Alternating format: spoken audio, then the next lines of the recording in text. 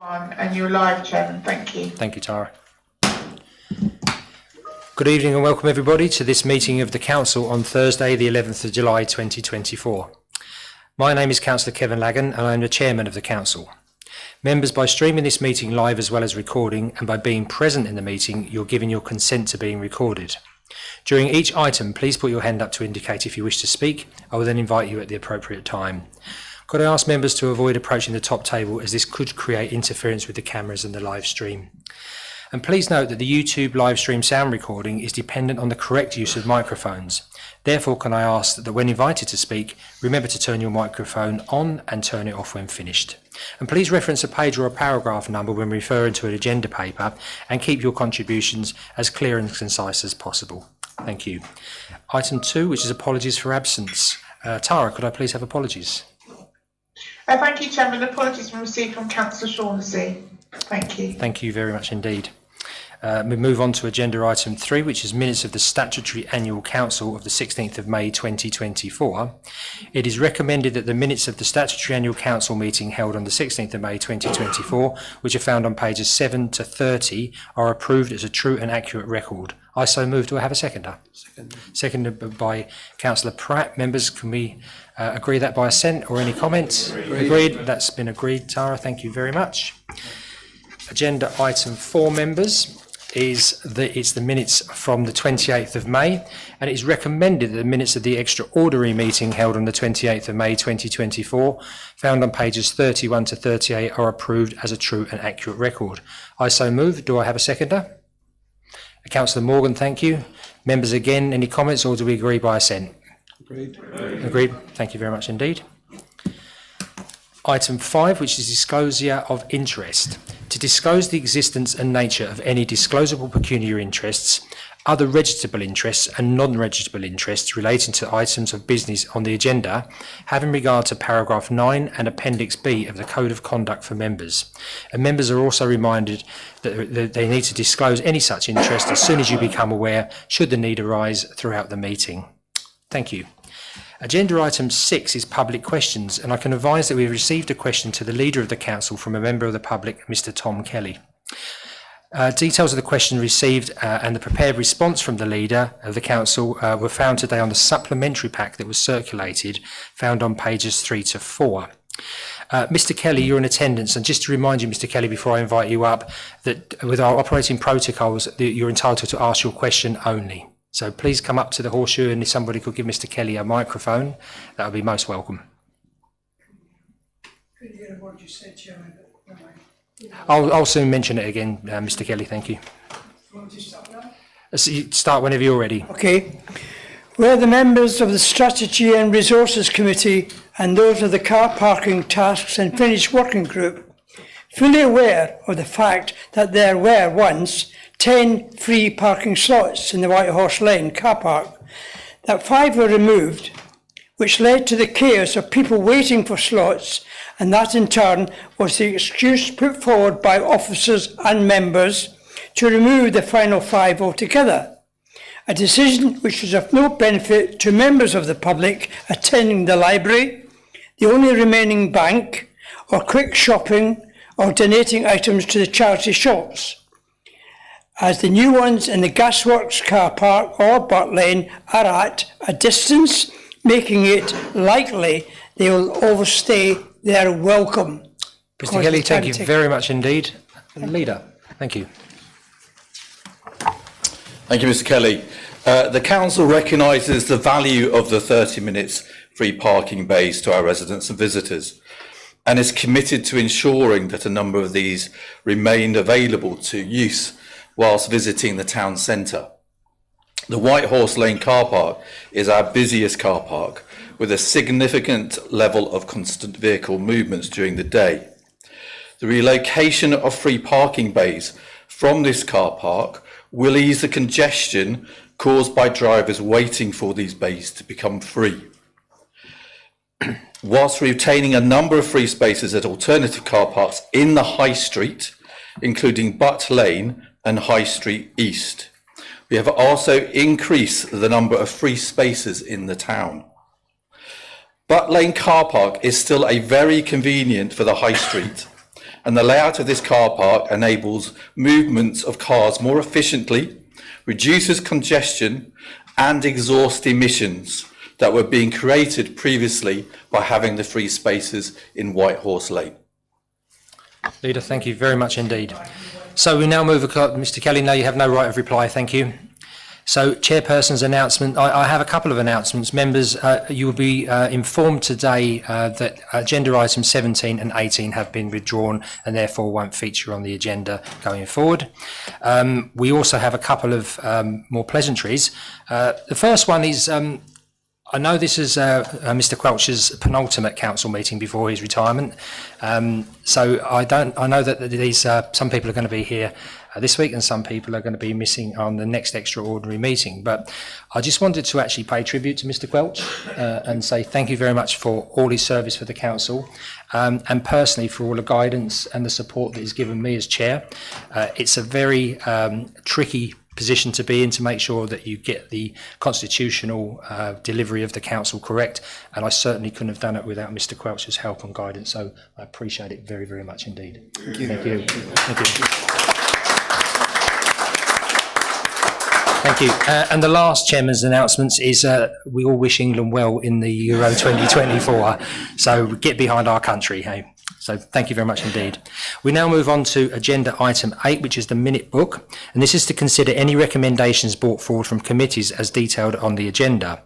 So 8A is Strategy and Resources Committee on the 13th of June, and I'd like Councillor Durham to present the recommendations. Councillor Durham. Yeah, thank you, Chairman. Yes, I have two recommendations that were agreed by the Strategy and Resources Committee on the 13th of June.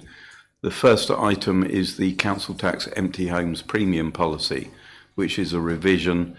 There are three recommendations. Recommendation little one is that the provision is made for an extension to the time before which council tax premium becomes due in some limited circumstances, effective from 1st of April 2024 until further guidance is issued or enabling legislation is made. Little two, that the revised empty homes and second home premium policy 2024-25 Appendix 1 be approved, and little three, that the head of revenues and benefits be granted delegated authority in consultation with the chairperson of the Strategy and Resources Committee to make further technical amendments to reflect the up-guided guidance as necessary. And Chairman, I need a seconder for that recommendation. Councillor Thompson is. I was going to. Councillor Thompson is the seconder, please. Thank you. And if there are nobody wants to speak, can we agree that by assent, or do you want to vote? Members agreed. Agreed by assent, I believe. Tara, that's agreed by assent. Thank you. Thank you very much indeed. And the second one is the Technology Strategy 2024 to 2027. The recommendation is that the Technology Strategy 2024 to 27, which is seen in Appendix 2, be approved excuse me, to replace the ICT Strategy 2021 to 2026 and run alongside the corporate plan of 2024 to 2027. And I need a seconder for that, please. Councillor Thompson, thank you. And again, can we have that agreed by assent, please? Members agreed by assent. Thank you. Thank you very much indeed. Thank you, Chairman. Thank you very much indeed, Councillor Durham. We move on to 8B, which is Performance, Governance and Audit Committee of the 18th of June 2024, and a call upon Councillor Stamp to present the recommendations, please. Councillor Stamp. Thank you, Chairman. I rise to present the recommendations from the Performance, Governance Audit Committee. There are two recommendations. I'll take them separately just in case I think there may be some questions that may want to be asked on one or both of them. The first one is the recommendation that the revised scheme of delegation to the Assistant Director, Place and Community and to other officers in relation to the Council's public and other licensing functions as proposed as shown in Appendix A to be agreed. And they're on pages 63 and 71 of your agenda pack. I so move. Do I have a seconder? Councillor Thompson, thank you. Councillor Thompson, thank you. Chairman, would you like to see if anybody wants to speak? Anyone would like to speak on the recommendation? Any points of concern, support? Agreed by assent, members? Agreed. Thank you, Chairman. And the next one is agenda item 20, reference from the Overview and Scrutiny Committee, planning decision making. Now, members, there's two recommendations here. Little one, that the proposals for the constitutional intervention or break by way of a deferment, and also for technical briefings, presentations to be endorsed, and little two, to that subject to little one above, the consequential strengthening of the planning guidance in the Constitution and also the operating protocols of the planning committees as detailed in 3.2.7 to 3.2.9 and 3.3. They're the paragraphs of that report to be agreed. Now, Chairman, I have actually got all the paragraphs if members want to read them out, but you will be bored by listening to me if I do so. So if there are any questions, we're happy to try and answer them. Or I think Mr Jennings, is he on the call? No? Or no, somebody might be able to help us if you've got any questions. So I propose those two recommendations. Do I have a seconder? Councillor Stilts. Thank you. Seconded. Members, Councillor Fluker. Thank you. I know what this is trying to do, Chairman, but in my mind this is something that we already do. I think some members will remember the planning application land west of number 2 Maldon Road, Burnham on Crouch, where this was something which was known as Tinker's Hole. Now, the members refused that application contrary to the officer's recommendation, and then it came back to committee. And prior to that committee meeting opening, we had an advocate. I can't remember if they were council or not, but certainly an advocate on behalf of the planning authority, who impressed upon members the importance of approving that application. They never listened to the advice, and as a subsequently the against the officer's recommendation, it was approved, and then the council was subjected to £250,000 worth of appeal costs. And Chairman, I'm sure the chairman of the Overview and Scrutiny Committee will remember the planning application that he objected to opposite the nurseries in, I can't think what they're called now, Claremont Nurseries, where again the officer's recommendation was to approve. The members wouldn't accept that recommendation. It subsequently went to appeal and we lost costs. But again, Chairman, the officers put forward an incredibly robust position to support their recommendation. So I really don't know what this is doing. My other concern is, Chairman, that if we apply this break, then it leaves the local planning authority wide open for a claim of non-determination. So I'm not quite sure what we're planning to do with this, Chairman, but there has been times when in planning committees where officers have presented their report, members have then queried some of or challenged some of the comments, particularly around subjective issues such as policy D1, and often they've not been able to answer these questions, so members have had to have made an informed decision. So I'm mindful of the fact, and I'm sure that Mr Dodson won't want lots more area planning committee meetings, Chairman, but I fear that if we go down this route and we apply this break, then it's likely that we are going to have to adjourn planning meetings for more information. I mean, I can't. And the other thing, Chairman, is I hear what you say, or you're about to say,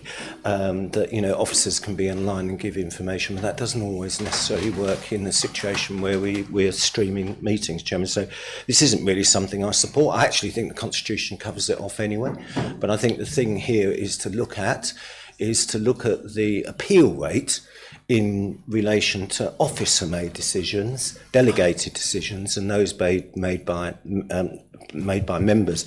My feeling is, Chairman, that the local planning authority would be better employed looking at why we have lost so many appeals on delegated matters. Thank you. Thank you, Councillor Fluker, and the majority of what you said there I concur with. Councillor Durham, please. It was just a point of information, Chairman. Actually, the costs for the case that Councillor Fluker referred to, the land opposite Claremont Nurseries, I recall the costs awarded against us were between £80 and £100. Thank you, Councillor Down. Councillor Morgan. Yes, thank you, Mr Chairman. I'm obliged to Councillor Fluker for bringing forward the appeal that went against us for such a high amount of costs, since this is exactly the reason why the referral was put to ONS in the first place. So thank you very much for bringing that to it. And actually, I think making the point that ONS is trying to address.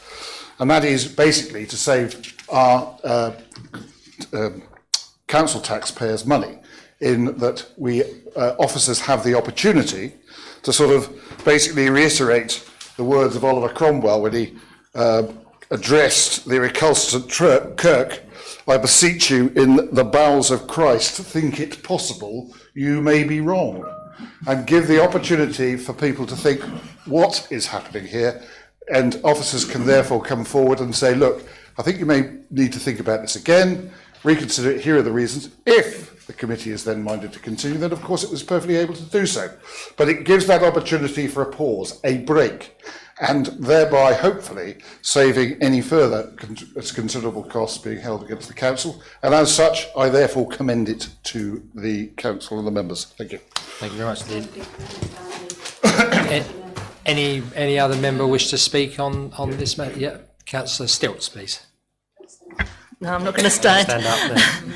Can I just ask Mr. Quelch, this is a constitutional change, or is it already in the Constitution? I don't know the actual wording. I knew it was going through, but I haven't got in my mind. When I first spoke about it with Stuart Jennings, I understood what was going to happen, but I don't know the exact wording. A deferment, when members are thinking of going against an officer decision, is something new to the Constitution, because it's explicit. And as I understand it, without looking at the wording of the change, it's a requirement that there is a break. Members obviously can still make the same decision that they were minded to make, but it is something new as I understand it. Thank you. Mr. Dodson, would you like to add some points? Thank you. Thank you, Chair. Just to really reiterate what Mr. Quelch said, it does exist within the existing constitution, but it is a tool that is at the discretion of the planning committee chair.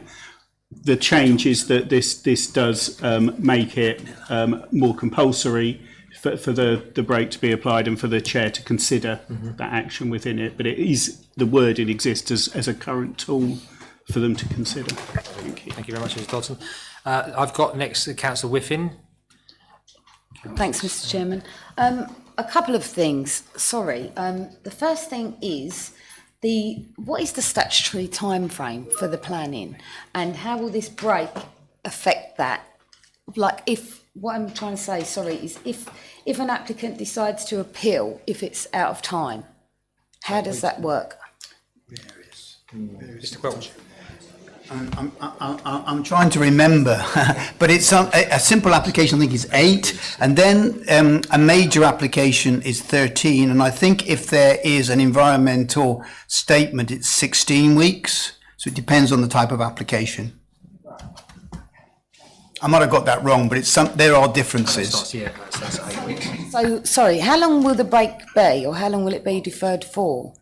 Can only be one meeting, can't it? I would have thought it would have been one meeting, but also extensions can be agreed with planning agents, and that's a common feature of the planning system. So although you may have a statutory determination date, legislation allows an agreed extension of that. So depending on whether it's for the benefit of the applicant or not, obviously if the deferment is for the benefit of the applicant, they'll probably agree an extension. If not, they won't. So that then gives them the opportunity of appealing for non-determination. But even when you've got an appeal for non-determination, the planning inspectorate still want the decision of the council. In other words, what would you have decided had you made a decision? And that becomes very relevant. It's very relevant to the issue of costs as well. Right, sorry, and lastly, the extension of time, is that really, judging by how long the planning takes anyway, as somebody that's applying for it, surely to put an extension of time is is not fair because people wait so long for their planning anyway. So if you're giving them a bigger break, and then does it go back? Who does it go back to the decision to make the decision at the end of the day after that deferment? Yeah, extensions from the statutory time limit are with the agreement of the applicant. And the idea is that the council, because it has a statutory duty to determine matters within the different timeframes, depending on the nature of the application, it gives the council more time to make a decision. Otherwise, the council might be forced to make a decision when it hasn't got all the information. So that's why agents like to give, for their applicants, they like to give extensions. It's quite a common practice. It's a very common practice. Thank you very much indeed. Councillor Thompson, please. Thank you, Chairman. I just wanted to make the point that this isn't necessarily about overturning the members' view and having them come back with a different response. It's also about things like getting the reasons for refusal absolutely right, which might in itself conceivably saved us those massive costs that we had on Burnham Waters. It might not, but it might if we'd had stronger reasons for refusal and a bit more time to consider those at another meeting. I think would have been great benefit. Thank you. Thank you very much indeed. Councillor Miller, please. Wasn't you? No, he was going down, Mr. Councillor Miller. That was a very quick contribution. You're welcome. Councillor Fluker. I think there's two members that haven't spoke, so I'll give way to... Okay, Councillor Stevens first, please. Okay, thank you. And just continuing on the theme of if there is a delay, if the applicant does decide to raise an appeal, we would just then discuss it at the next meeting and come to our decision. So if our decision was then to allow the planning application, then they'll just withdraw their appeal. And if our decision is to refuse it, then the chances are I think they'd have appealed anyway. So I can't quite see that as a risk. Thank you. Thank you. Just to actually, once there's been an appeal to the planning inspectorate for non-determination, it's then in the hands of the inspectorate. It's no longer can go back to the council. The inspectorate just simply want to know what the local planning authority's view is. What happens is, if the local authority, if the LPA then decide, well, had we had this application with us, rather than it being appealed to the inspector, our decision would have been X. If it's what the applicant wants, then they put in a parallel application. So their appeal continues, they put in a duplicate application, that's then dealt with on the basis of what the council would have decided had the applicant not appealed. And so once then the parallel application, or duplicate, probably the better word is duplicate application, is granted, then they withdraw their appeal because there's no point, because they've got planning permission. That makes sense. Yeah, please. Thank you. Yes, it does. I didn't understand that that sounds quite convoluted. So if we decided to allow the planning application, the duplicate planning application, can the inspector still award any costs against us for kind of troubling their doorways, as it were? Thank you. Technically, the applicant could continue with their planning appeal on the grounds that they're going for costs. So technically, yes. I think it's very rare, but it could happen. And I think it probably has happened, but it's rare. Good point. Thank you very much indeed. Councillor Fittock, please. Thank you, Chair. I think often Burnham Waters is referred to, but that was a very unique situation. And reading the inspector's report, it's very clear that he was concerned not necessarily about the decision, outside of the fact that tilt wasn't correctly applied by the members versus the officers. And it wasn't helped by the fact that we published a position of land supply that was even less than we started with at the start point. So I think, as I understand it, and Mr. Quelch better confirm this, costs are generally only awarded when you've been deemed to act unreasonably. And in that situation, the only reason the inspector deemed that the members had acted unreasonably is predominantly because we had a 2.92 year 5-year housing land supplied, which implies significant tilt in favour of the development, that would outweigh, if you like, the spectral policies and minor considerations like D1. So I think we've got to be careful. I mean, if we were to have a pause and we reach the same conclusion again, then I suspect that Mr. Quelch might ask this, so that would add even more weight to the council acting unreasonably if they've reached the same decision twice. Mr. Quelch. I think that's a difficult one. You could argue the other way, that where officers have given a recommendation for approval, members refuse it, the deferment is applied, officers come back and give more reasons why members should approve, and the council continues with its stance of refusal. You could argue the other way, that that shows almost defiance, that despite all the evidence, members have not listened to their officers twice. And if the inspector agrees with all the reasoning of the officers, and don't forget, inspectors are normally planning officers, so they're looking at the views of their fellow professionals. They speak the same language. That could go against the council equally. Sorry, so that's what I was trying to get to. Yeah, is that yeah. it Oh, would sorry, be I twice as didn't bad as understand. the first instance. Yeah. But I mean, I think we have, the objective of this is to try to find a balance. There aren't that many situations where we've had significant costs at appeals where the council's acted unreasonable, as far as I'm aware. We may lose appeals, but it's not all having costs awarded against them. I mean, is it not the situation whereby if a planning officer really does feel that, look, this is a really awkward situation, that the reasons given are really we're going to struggle with, he can talk to the chair at that point in time, and under the constitution, the chair can say, look, I think we need to go away, guys, and think about this again, rather than changing it to this process. Yeah. Mr. Quelch, thank you. Yeah, Mr. Councillor Fiddick. just, and I think Councillor Fiddick has touched on this. The real reason behind the deferment is not to make members change their mind. It's to make members think through the reasons.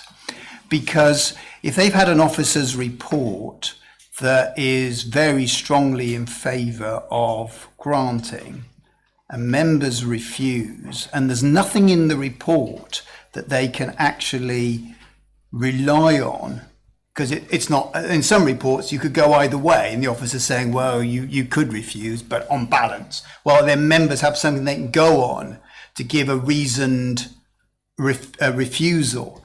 But where it's a clear-cut decision from the officer's point of view, then the deferment is simply to enable officers, help members think through their reasons for refusal so that they are more reasonable. That's my understanding of the deferment. Obviously, a deferment means that the committee can think again. And if the committee can't come up with some good reasons, then the committee could say, actually, we haven't got any good reasons. We've thought again, and we're going to grant planning permission. So it does have that impact as well. But the primary cause, primary reason, as I understand it, is for members to be helped to think through the reasons that they want to refuse the application. Thank you. Mr. Dodson, please. Thank you, Chair. Just to really reinforce what Mr. Quelch said there, effectively, this is to defer consideration of the application at that point of recommendation for a period of reflection to ensure that all relevant advice and guidance is taken into account, but also that a decision of refusal can be properly substantiated and defended on appeal. So it's very much making sure that it's a robust decision that's being made. Thank you. Thank you very much indeed. Councillor Fluker, please. Thanks. Sorry, I'm slightly confused now because Mrs. Quelch just spoke to refusal, but of course there is a time when, it may be the opposite way around, where members want to approve something that officers have refused. But I didn't actually hear you speak to that. But what concerns me enormously about this is the material consideration if this was to go to appeal. And it also puts a huge amount of pressure onto the chairman to decide whether or not. This does not appear to be a default position. This appears to be merely in the gift of the chairman whether or not to apply the brake. And I'm slightly uncomfortable about that because it does put a huge amount of pressure on that person. But I do take some comfort in the fact that this isn't going to mean more meetings, and that ordinarily the matter will be adjourned to the next meeting of that committee. So perhaps the officers can give clarity to that, because it certainly isn't in the report. Thank you, Councillor Foucault. Anyone want to speak to that? Ask us clarity. It was my understanding that this would be a compulsory pause, so thus taking the pressure off the chairman. At the moment, it is a tool that can be used, so hence that does put the chairman in the decision of whether to use it. But this would be a compulsory break on proceedings. Thank you. Thank you. We move to Councillor Stamp, please. Yeah, okay, thank you, Chairman. Can I just read a couple of things out? It might help members. I should have read it. So, the Council's own adopted planning guidance included in the Constitution reflects much of the key messages set out above. Obviously, we haven't got the full report, or you haven't, and states that depending on the circumstances and complexity of the case, it may be that officers will need to consider those implications in greater detail and report back. Any proposal for deferment must be disposed of ahead of any conclusion being reached on the decision itself, which is what Mr. Quelch said. The committee has looked, this is the ONS committee as well, that looked into this, because they were the ones who referred it to PG&A upon the original motion by Councillor Fluker, I think is my understanding. So the committee has looked into detail into how the proposed break may work in practice and has endorsed the following.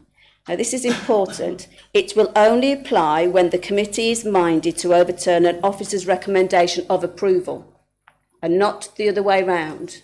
And that wasn't what was just mentioned. The committee may only reach a point of being minded to refuse rather than approve, based on the potential harm the committee feels cannot be adequately mitigated by the conditions or Section 106 agreement, etc. It would not be able to decide whether the break should be invoked. The break would, under the Constitution, be the automatic outcome of a minded to refuse decision of the committee. The break would allow officers to return to the committee at the next meeting or a special meeting, should it be necessary, to provide further advice on whether the reasons of harm it considers are relevant and policies it feels that the reasons for refusal should quote and be connected and justified by the committee as the decision maker, which could include considering legal advice on those reasons if the committee felt it was necessary to have, which some members have already sat on planning meetings where that has actually happened and taken council's advice. So it's not nothing new, but this is actually going to be a change of the Constitution. It is in the Constitution already, but this is a way of strengthening it. So I think that hopefully that is a little bit more clearer for members, Chairman. So has everybody finished or? No, we've got two more members who wish to speak. I'll sit down now. Councillor Morgan, and then finally Councillor Durham, unless any new member wishes to speak. Councillor Morgan. Yes, thank you, Mr. Chairman. Just really allow myself to be heard over the rustle of hackles rising as members seem to get the impression that this is some sort of plot to allow officers to overturn their decisions. It is not. Well, I'm grateful to Councillor Stamp for bringing forward those particular points, and also the voluntary officer for making his statement as well. And as I say, I commend it to the members. Thank you. Thank you. Councillor Durham. Yeah, thank you very much, Chairman. Chairman, this matter was debated by ONS and it was debated and agreed by PG&A, which is why it's come in front of us tonight. Personally, I think it's a very good idea. Let's be honest, this is about minimising the risk to the council taxpayers by getting penal costs awarded against us. Invariably, that is going to be for major applications or significant applications. It's not going to be for Mr. and Mrs. Jones' extension. It's going to be the major major applications. Whether we like it or not, and I'm not directing this at anybody, there are occasions where members at a planning meeting may not have read the reports fully or may not have understood them fully. And therefore, when they came to make their decision and voted, it may not have been the same as if they had read and understand. I'm afraid that's true. So therefore, it gives that valuable opportunity to think again, for that committee to think again, and for the planning officers to come back and reinforce their particular arguments. So I think we know that, as Mr. Quelch has said, an agent or an applicant is not going to refuse an extension because the alternative of going to appeal is very lengthy and actually costly. So it isn't difficult for them just to live for another month while it's looked at again and looked at in more detail. So I think absolutely it's this giving us an opportunity to have a second look at it with potentially more advice, potentially not only planning advice, but in some cases it gives an opportunity to have legal advice even from counsel, which we have done in the past. As Councillor Stamp has said, I can recall occasions where we have gone back and asked counsel's opinion, and counsel has sometimes said, refuse this over, at your peril, or not. And I think this break, albeit short, will give that opportunity to not make a mistake that we might otherwise. Members might have seen on Essex Live, this is being duplicated in Brentwood, where the planning officers told their planning committee last week they have refused an application in Shenfield, and the planning officers have said, do this at your peril because the costs will be between £300,000 and £500,000 potentially. And they ignored the planning officers, so we wait and see. So this is the sort of thing we want to avoid. Thank you, Chairman. Thank you very much, Councillor Darren. Well, members, we've had a very robust debate. No, Councillor Fluker. Go on then. Yeah, thank you, Chairman. So just so we fully understand this, so I think somebody mentioned adding weight to the officer's argument. So one presumes then that it will come back to the next meeting with additional information. Will the applicant be allowed to respond to that new information, and will they be given 2 minutes to do so? Because I feel as though we might be getting ourselves into a difficult position. Thank you, Councillor Fluker. If it's a deferment, no, and it means it can only be the same councillors that were there in that meeting. So it's not a fresh hearing of the application, it's a deferment for officers to come back to, as I said, primarily to assist members find reasons that are supportable. That's its primary purpose. But the effect might be that members change their minds. So it's a deferment, it's not a reconsideration. So the applicants and the interested parties, third parties, will not have another chance to be heard. Thank you very much. Chairman, with the greatest respect, I find that difficult to understand because, again, you've spoken to adding weight to arguments of officers in the dealing with the application. So if new reasons are brought forward and we move away from, in all probability, to probability, then surely the applicant must be given the opportunity to respond. I'm sorry, that doesn't sound democratic to me, but I'm sure this will be tested by our friends in Bristol. Thank you. Thank you very much indeed. Well, we've had a very robust debate. Councillor Stamp, would you like to conclude? Thank you. Yes, I think we've had a very robust debate, so I'd like to move it. Do you want to vote, members, or should we just agree by assent? I'd like to actually have a vote on this one because of the robustness of the debate. Councillor Stamp, for the record. Okay. Yeah. Okay. Would you like to do that and let me sit down? I'll call it from here. Okay, Thank you very much indeed. Thank you. I asked you to present, so thank you very much. And thank you, members, for a very interesting debate. So we have the recommendations which have been duly seconded. So those for the recommendations, could you please show? We've got a count now. 1, 2, 3, 4, 5, 6, 7, 8, 9, 10, 11, 12, 13, 14, 15, 16, 17, 18, 19, 20, 21, 22, 23, 24. Can you just check that?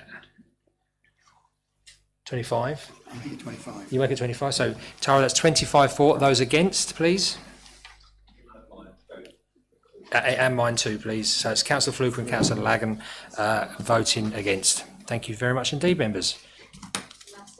Is there an abstention? Yes. You abstained? Councillor Laybourne abstained. Not Laybourne. Whiffen. Sorry, it's easier if I use your first name. Okay, thank you very much indeed, members. We now move on to agenda item 9, which is minutes of the meeting of the council. We can do that. We can. Members, are you happy to agree the robust list that was there? Thank you very much indeed. We now move on to agenda item 10, which is a statement of the leader of the council. So, leader, please make your statement. Thank you, Chair. This is my opportunity to reflect on our progress as a council over the last 12 months and to look forward to the challenges and opportunities for the next year and the future. The general election has created significant national political change, and we all know that district councils remain a crucial part of our society. It will be interesting to see how this will be recognised by the new government and whether they will address the funding gap that councils have faced over the past decade. I know that it is your hope as councillors that we use our strategic and preventative powers to improve prosperity and well-being in our communities. We need to continue to engage and support our residents and businesses in a direct and visible way. With our partners, we particularly need to focus on those that are most in need, improving the health and outcomes for most that are often forgotten and neglected. As a district council, we need to make sure the case to central government for additional powers needed to enable district councils, such as Maldon, to fully realise their potential and deliver outstanding outcomes for our residents. This should include a fair and sustainable funding resettlement, additional freedoms and flexibilities for councils, and the ability to invest more in our place for future generations. As a newly elected member of the DCN executive, and I remain the independent representative on the East of England LGA, I'm well placed to help make this case to the newly elected government. I am proud to represent the views of the council at these forums. Being one of the smaller district councils, we have a different perspective to some of the larger authorities. It is important that our voice is heard. Our plans for reading the wrong bit. Over the past year, we can all be proud of the change we have created within the organisation. Using the principles of one team, cross-group and non-aligned working, and with officers, in order to realise a change in our organisational culture. With the support of the LGA, we have made real progress on that front over the last 12 months. We now have representation and positions shared across all groups and the non-aligned, providing the opportunity for all voices to be heard, enabling constructive challenge and cooperation, which I believe is producing the best outcomes. The effectiveness of the cross-party working within the Cultural Levelling Up Fund Board and the Finance Member Working Group has shown that we can work together collaboratively to recommend important decisions for the benefit of the council and the district. The recent staff survey also showed a marked improvement in the perception of officer-member relationships. I know we can build on this positive foundation, being recognised as a local authority across Essex, the East of England and nationally, that provides an example of how we can deliver excellent services, credibility and a constructive voice. Members and officers can be proud of the work that they do and how they deliver for the residents of Maldon District. We are creating change with the appointment of a new chief executive planned within the next few weeks, which will then enable us as an authority that works even more effectively and accountably. This gives us the opportunity to work closely with the management to deliver the council's strategic priorities over the coming years. Remain a council where the quality of life matters. Along with residents, we are lucky enough to call the district our home. Through our working with partners and staff, our focused action plans, our end-of-year corporate performance for 23-24 demonstrates that we have delivered excellently against the outcomes and targets we set ourselves.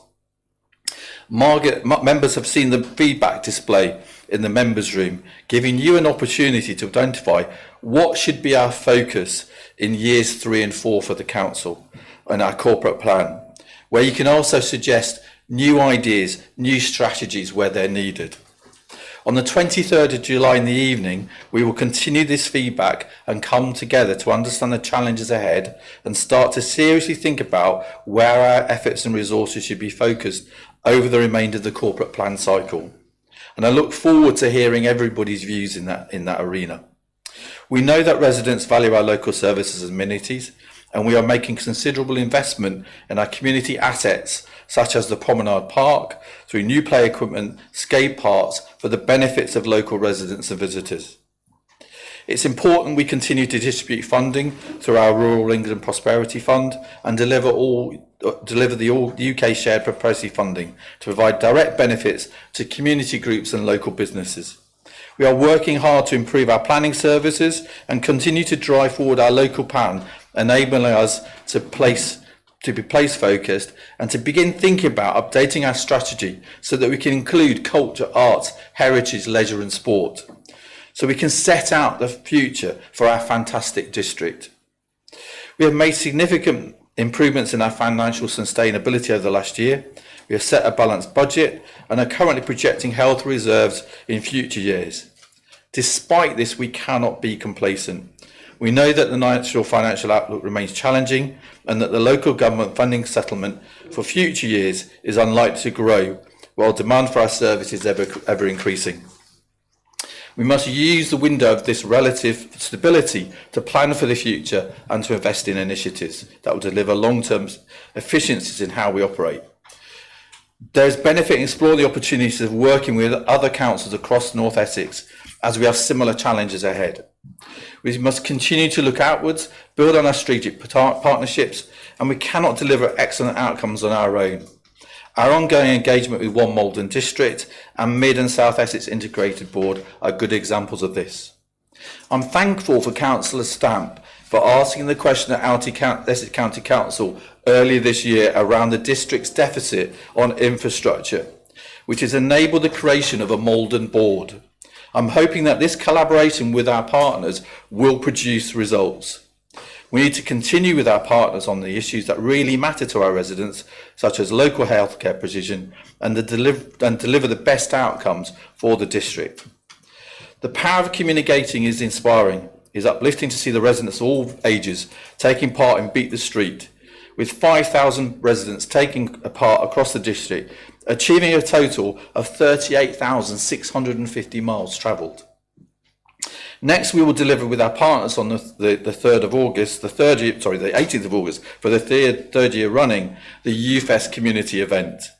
Come together with our supporters, with our residents, through a fun, informative and impact action day that would day down the Promenade Park, and I look forward to seeing many of you there. I would like to end by thanking members and all the officers of the council for the continued hard work and dedication they have put into the delivery of our public services over the last year. I'm really eager to build on the positive steps we have taken since I became leader of the council, to allow Maldon District to grow, prosper further over the coming years, and I hope that you share my vision in this. Thank you very much, members. Thank you, Leader. Leaders of the Opposition, you have the right to respond under Procedure Rule 112. The time is limited to 15 minutes with 5 minutes for each leader. So we'll start over with Councillor Morgan, please. Thank you. Thank you, Mr. Chairman, and thank you to the leader for his report. It is a very tired old cliche to say that a week is a long time in politics.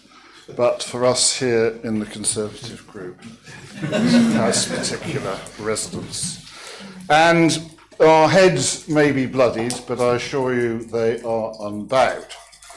We are the party of Pitt, Peel, Disraeli, Churchill and Thatcher, and I'm sure we will be back. But We have put away our rosettes and we are now concentrating all our efforts on making sure that we bring good governance to the residents of the district. The leader mentioned in his report that there has been cross-party cooperation throughout the year, and we assure you that we are going to play our part. We are team players and we're going to play our part within that team. And we're going to need to do that because, in the words of the old song, I see trouble ahead. We have a new government which is untried and untested. We have no idea what it's going to come up with, but there have already been suggestions of changes to the planning system, and I understand that devolution will be very much back on the agenda, and it's going to be in the King's Speech next week. So, I just want to reiterate that we in the group are united in our determination to see Maldon District enter the second half of the decade and looking forward with confidence to greater prosperity. Thank you. Thank you, Councillor Morgan. Councillor Driver, please. Thank you, Chair. If you don't mind, I will sit, only because to turn and face the back, I'll be away from the microphone, so I'll say seated if you don't mind. The leader in his speech pointed to many positive changes seen across the council. As leader of the Lib Dem group, I and my group agree that there has been a very positive change to the way this council functions, and this is to be applauded. But we need to go further, and we need to be seen to deliver on key issues important to our residents. It was good to hear at the end of the last municipal year the endorsement of these changes made by the LGA in their review. And it's also been encouraging on the doorstep to talk to a number of residents who have acknowledged this change. However, one of the most common conversations on the doorstep, I have to say, centred around the futility of voting because you, namely politicians, are all the same. Promises made and never delivered. If I'm honest, I am very concerned by the growth of the reform vote. I think probably the Conservatives are even more concerned by the growth of the reform vote. However, this mirrors the rise of other institutions like the populist right in America and in much of Europe. Indeed, the rise of totalitarian regimes across the world is worrying. It points to a culture where residents don't feel they are being listened to by their representatives. When governments or indeed councils make promises and don't deliver, and worse than that, make promises they know aren't deliverable, it breeds contempt for all politicians and undermines democracy. And this provides a window for the populists to peddle their propaganda of mistruths and easy but undeliverable solutions. Previous Maldon District Councils have made promises, and too often they failed in those promises. Now, this council has greatly improved, but it's improved from a low base. Much of that improvement, though not all I accept, centres on the fact that we are now a council that spends less time infighting and working together more constructively, and that has got to be positive.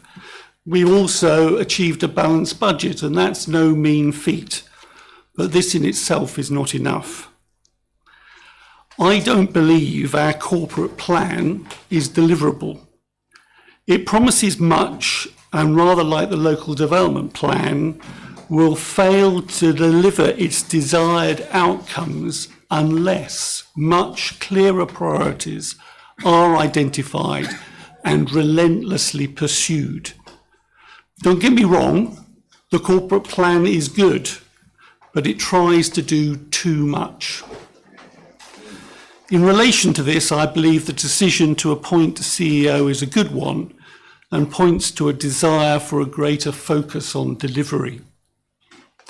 I am very pleased we are starting a prioritisation, I'll get the word out, process for our corporate plan, which was also mentioned in the leader's speech. It will be vital that we seek as much consensus as possible on this council's priorities and then work hard to deliver them.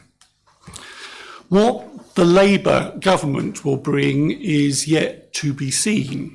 I'm sure, however, funding for councils in the short term at least will remain tight, and that impacts on us all. 30 seconds, Councillor. Okay, the change in government does, however, provide opportunities, and we need to get on the front foot in arguing and lobbying for those improvements in local health provision and other services. And in the past, I don't think we've been assertive enough as a council. Finally, local politics is the bedrock of the Liberal Democrats, and at the start of this new council, we set out a challenge to work differently. Given our relative group sizes, we have had to work together, and I believe this has been very positive for the council. I trust we will continue in this spirit of cooperation and constructive challenge to deliver on the promises made by this council to our residents. Thank you. Thank you very much indeed, Councillor Driver. Councillor Stilts, please. Last but not least. Thank you, Mr. Primary Chairman. recency, have you ever come across that, Councillor? I won't stand, if you don't mind. No, the rules are quashed for that. I thank the leader for his speech and the acknowledgement of the hard work that councillors have made in working together for the good of the Maldon District residents, and the way in which all parties and the non-aligned have worked to the benefit of this council. My group welcome the changes that can be brought forward with the new structure and management of this council and look forward to working with the new Chief Executive when they are appointed. I am pleased that the leader will make a case to the new government for a fair funding settlement and flexibility for our health services and infrastructure in Maldon.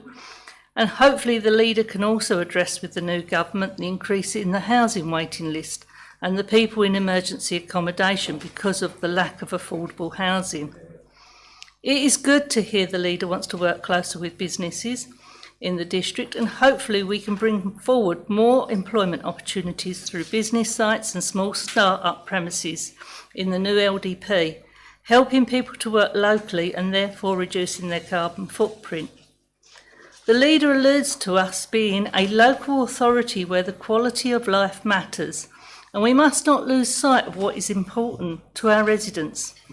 When we look at strengthening our corporate action plans, we must also, as a district, remember that tourism industry plays a large part in this area.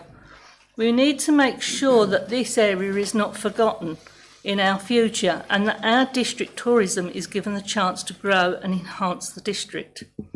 It is good to hear the leader in his speech mention the value of our local amenities and the investment being put into our assets like the Promenade Park.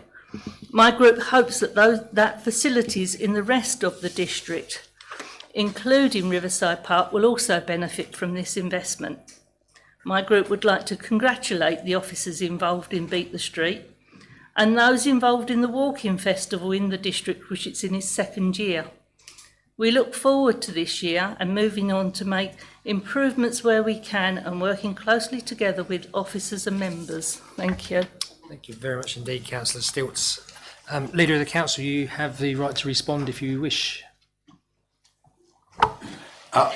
I agree with everything you said, and that's the crucial thing. And we've now got this opportunity in terms of the corporate plan to have that input into it, to have that say in it, and because we didn't get that last year, and that's really, really important. And to ensure that with our corporate plan, that in the year 25, 26, 27, that our corporate plan and our finances are completely worked together, so that we make sure that what we're doing and what our corporate plan is delivering is affordable and is realistic. So I really look forward to working with members over the next year. Thank you very much indeed. And officers, of course. Just got away with that one, didn't I?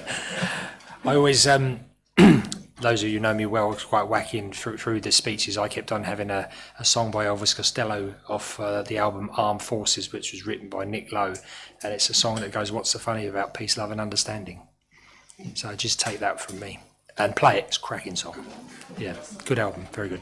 Okay, we move on to questions in accordance with Procedural 6.3, of which notice has been given. I can advise we've not received any questions. Item 12, which is the update on the Council's net zero carbon emissions and trajectory. This is presented by Mr. Holmes, so I call upon Mr. Holmes to start to present the report, please. Thank you. Thank you, Chairman. Good evening, members. Members will be aware that in February 2021, Council declared a climate emergency, acknowledging the growing consensus that unless the UK and global greenhouse gas emissions were significantly reduced, the consequences to climate change would be severe. As part of this declaration, we declared our aspirations to be as follows: to become a carbon neutral district by 2030, ensuring that the strategic direction, budget and approaches to planning decisions were in line with a shift to net zero by 2030. To support and work with all other relevant agencies towards making Maldon District and its parishes net zero carbon within the same timescale. To work with, influence and inspire partnership across the district to help deliver the goals through the relevant strategies, plans and shared resources. And finally, to seek to include young people in the process in ensuring they have a voice in shaping the future.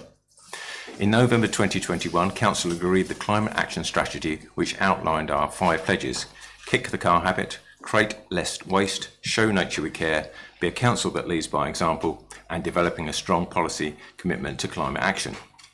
In August 2022, we appointed our technical lead for climate action, Claire Williamson, to the lead on our climate change work, leading to the development of our first climate action plan, and that was agreed by members in March 2023.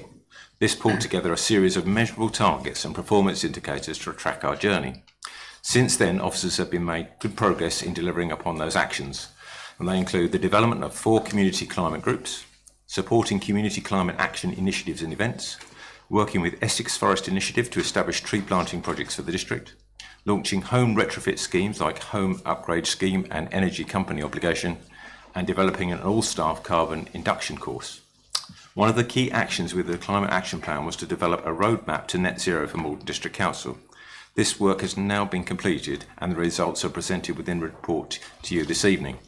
To present the report, I will now hand over to Nick Chapman, Head of Environment Health, Waste and Climate, and Claire Williamson, Technical Lead for Climate Action. Thank you, Chairman. Thank you very much indeed. Mr. Chapman, thank you. Thank you, Chair. So at the end of 2023, the Technical Lead for Climate Action commissioned the Association of Public Sector Excellence, commonly known as APSI, to undertake a specialist study to determine Maldon District Council's annual carbon emissions. The information was considered critical in order for us to understand the scale of the challenge we were facing as an organisation with achieving net zero. Using a baseline year of 2022-2023, which was the last year for which there was a complete set of data available, APSI have calculated that the council, Maldon District Council, emit approximately 1,199 tonnes of carbon annually.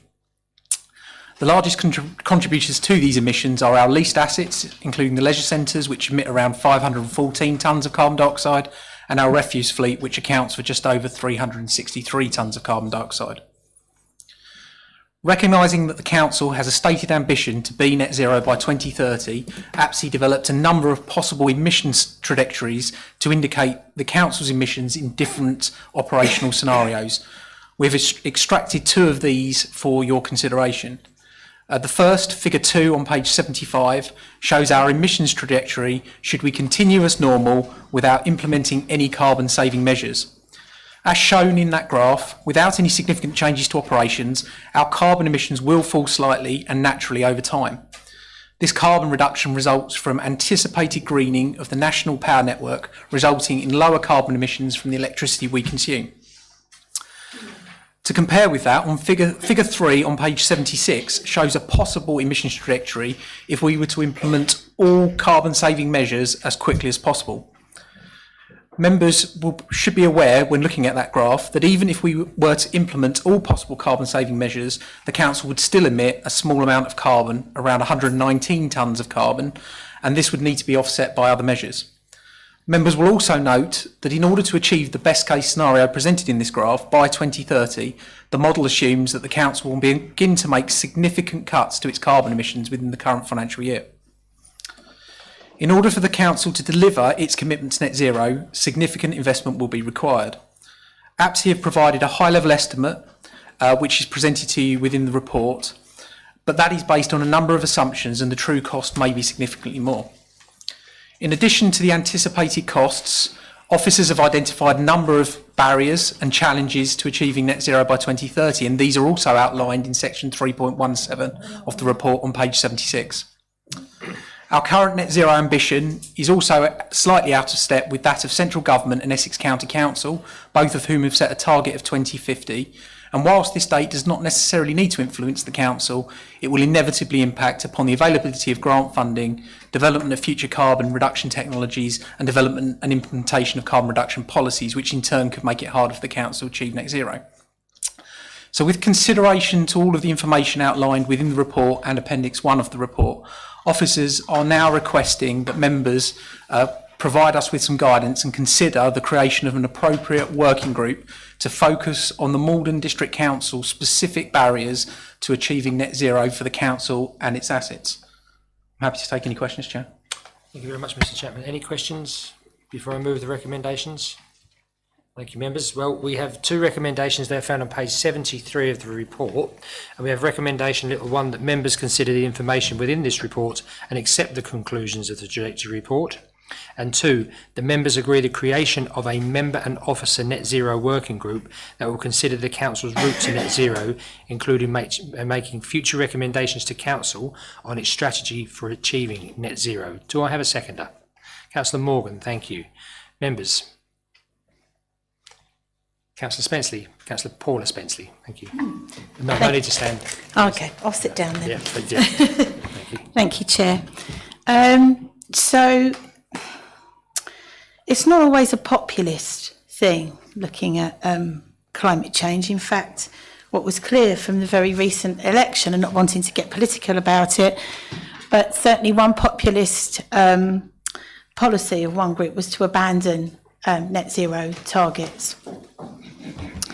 I think it's easy to forget that we are, you know, as elected representatives of our communities, we represent all of the people in our communities, including those who were too young to elect us.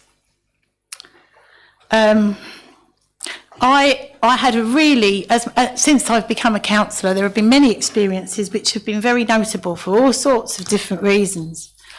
But I still hold as probably the most notable experience I had was I helped set up the Heybridge and Maldon Climate Action Partnership, now known as HEMCAP.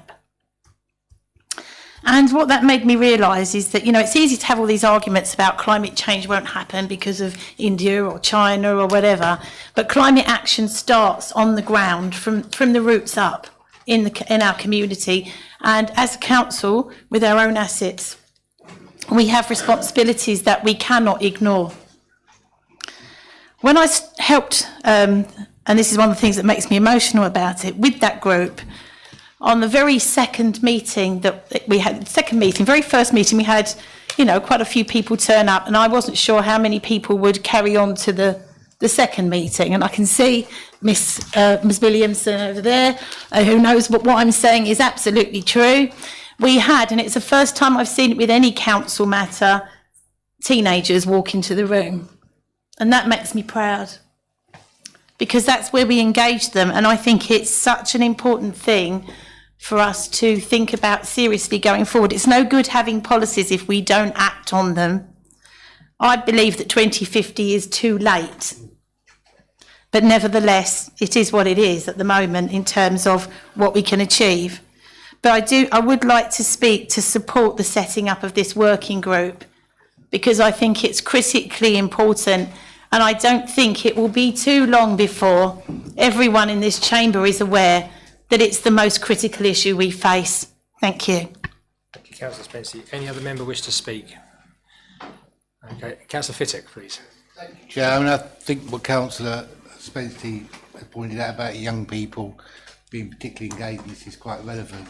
I think we also need to bear in mind that although the government may have put back the target to 2050, that's not advocating doing nothing to 2049.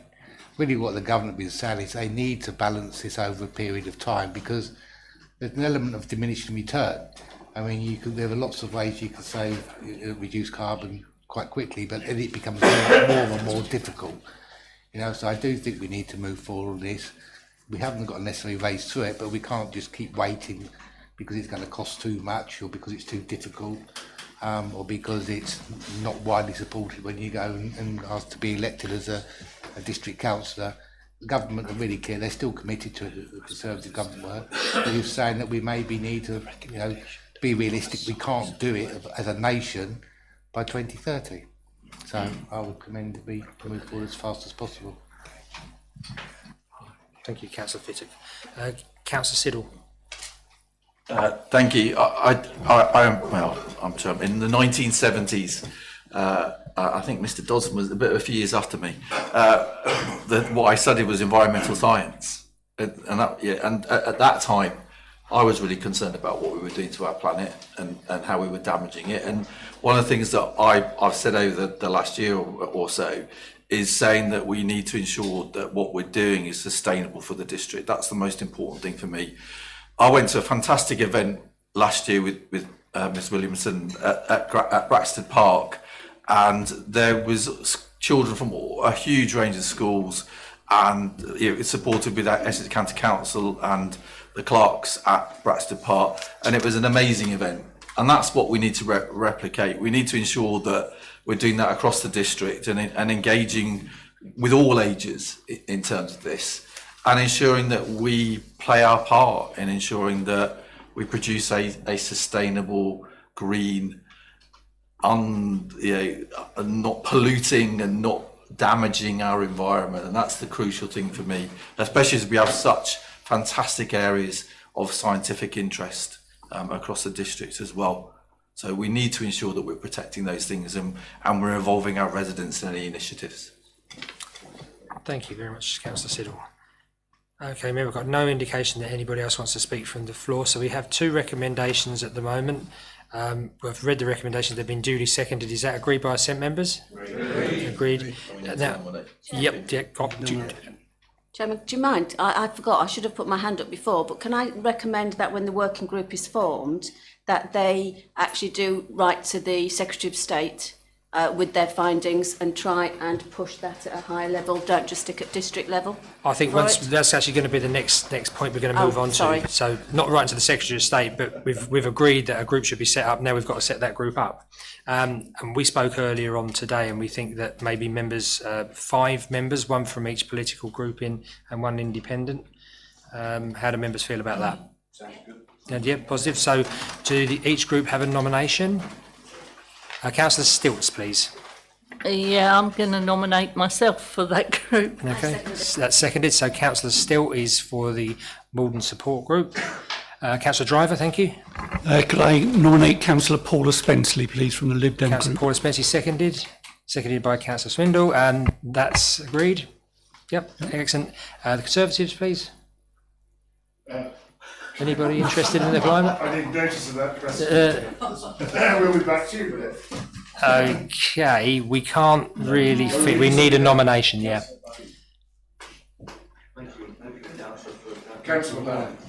Councillor Bowen, that's seconded.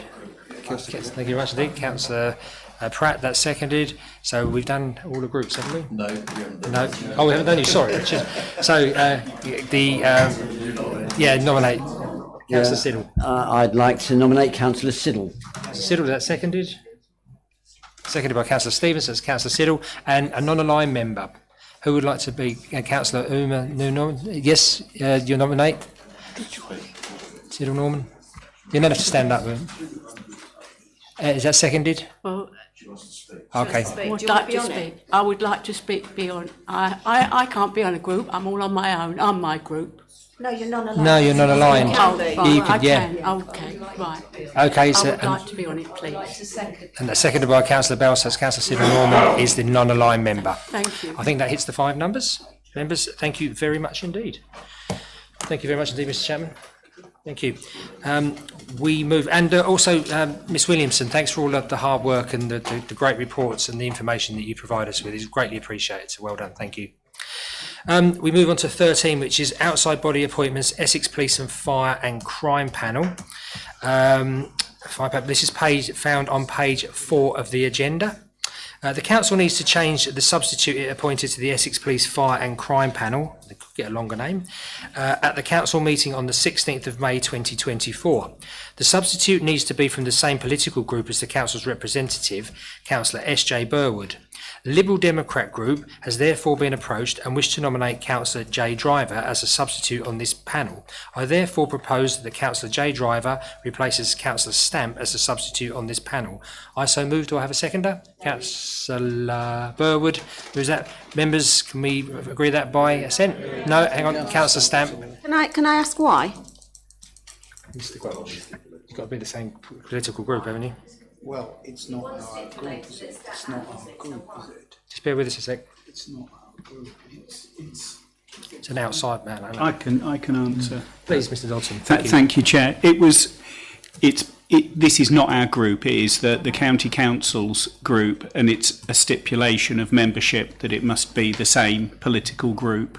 We came up against the same issue last year and had to correct it, and we need to make sure that when we do this at Statan that it is consistent and it's the same group that are both of the roles. Thanks. Thank you very much, Councillor Burwood. It's also for political balance. Yep. That's the reason why they do it. Lovely. Thank you very much. So we did have Councillor Stamp. Are you happy with that response? Councillor Stamp, are you happy with the response? Oh yes, yep. I'm more than happy, but Councillor Burwood very kindly offered some more information, which I think makes it interesting for next year. Thank you. Thank you very much indeed. So members, we agreed that by assent. So that's agreed. So that's that disposed of. Item 14, any other items of business that the chairperson decides are urgent? I have none. We move to item 15, which is the exclusion of the public and press. So that under section 100A4 of the Local Government Act 1972, the public be excluded from the meeting for the following items of business on the grounds that they involve the likely disclosure of exempt information as defined in paragraphs 1, 2 and 3 of Part 1 of Schedule 12A of the Act, and this satisfies the public interest tests. I so move. Do I have a seconder? Councillor Thompson, thank you very much indeed. Tara. Can you please let me know?